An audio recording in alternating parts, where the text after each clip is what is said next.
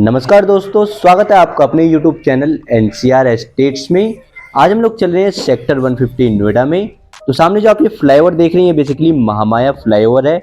यहाँ से हम लोग कह सकते हैं कि नोएडा एक्सप्रेसवे स्टार्ट हो जाता है। तो यहाँ से अगर हम लोग सेक्टर 150 के डिस्टेंस की बात करें तो अप्रोक्सीमेटली 17 to 18 किलोमीटर का डिस्टेंस होता है सेक्टर 150 नोएडा का।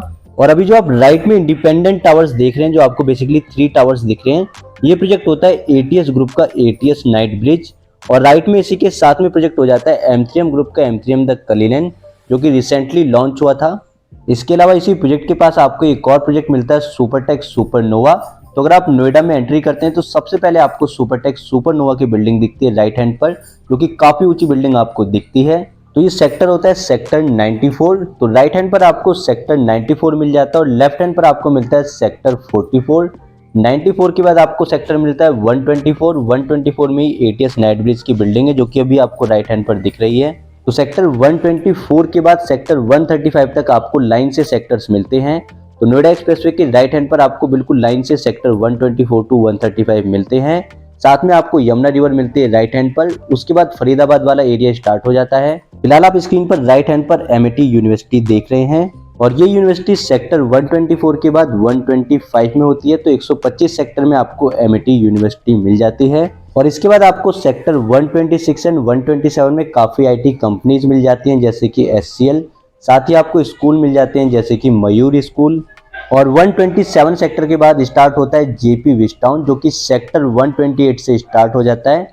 सेक्टर 128 में आपको काफ़ी प्रीमियम प्रॉपर्टीज़ भी मिल जाती हैं, जैसे कि कल्पत्रु ग्रुप का प्रोजेक्ट कल्पत्रु विस्टा, महागुन मनोरियल। साथ ही वहां पर मैक्स की भी प्रॉपर्टी आ चुकी है, मैक्स स्टेट 128। तो ये सेक्टर नोएडा के one of the premium sector में से एक है, क्योंकि यहाँ पर आपको 2 गोल्फ कोर्स मिल जाते हैं जो कि फुल्ली ऑपरेशनल हैं। तो राइट हैंड पर जो आप अंडर कंस्ट्रक्शन बिल्डिंग देख रहे हैं बेसिकली प्रोजेक्ट है महागुन ग्रुप का महागुन मनोरियल।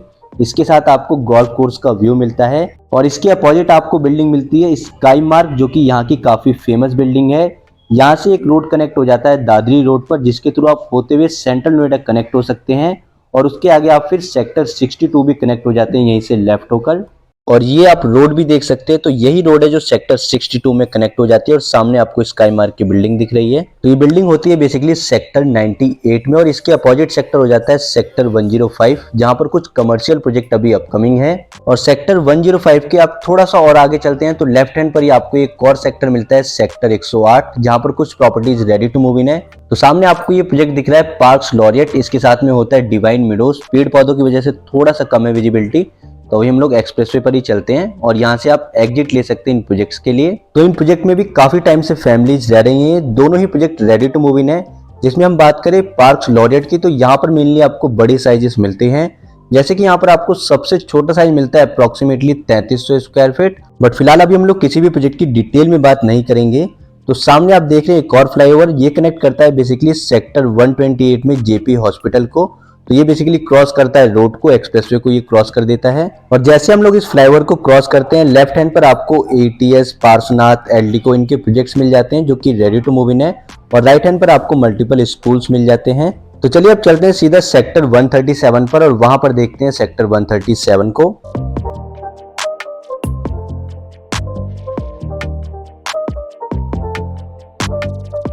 तो अभी हम लोग आ चुके हैं सेक्टर 137 के पास। तो लेफ्ट हैंड पर आप जो बिल्डिंग्स देख रहे हैं, जो भी अपार्टमेंट्स हैं, ये सारा सेक्टर 137 का पार्ट है।